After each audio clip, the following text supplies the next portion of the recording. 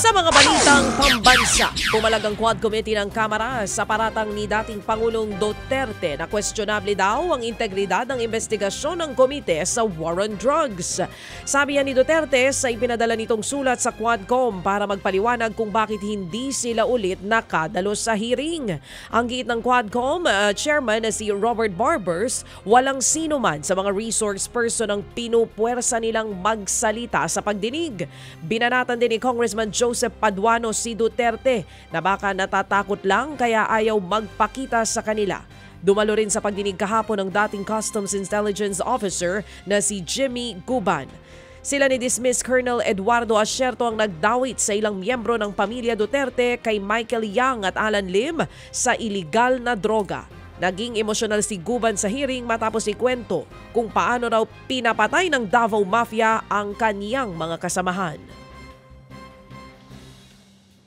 Sa iba pang mga balita, inakusahan naman ng dating pulis na si Colonel Eduardo Asierto, sina dating Pangulong Rodrigo Duterte at Senator Bongo na naglagay raw ng patong sa kanyang ulo. Si Asierto ang nagsiwalat sa umano'y koneksyon ng dating presidential advisor ni Duterte na si Michael Yang sa illegal na droga. Ito rin daw ang rason kaya nag-alok si Duterte at Go ng 50 million pesos para ipatumba ito. Wala pang sagot si Duterte pero itinanggi ni Senator Go ang kanyang mga paratang. Ayon kay Go, hindi niya kilala si Asierto at hindi raw totoo ang mga alegasyon nito. Pinag-aaralan na raw ng Department of Education na bawasan ng mga subjects sa senior high school para tumaas ang tsansa na makakuha sila agad ng trabaho.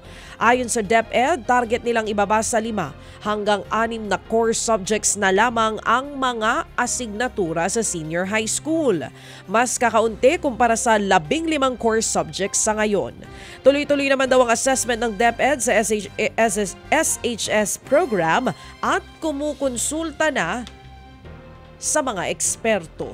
Naku, magandang pag-usapan ito. Anong subject ang ibabawas? From 15, gagawin daw pong 5 hanggang 6 na subjects na lamang ang asignatura sa senior high school. O ano-ano mga ibabawas at kailan ito ipatutupad?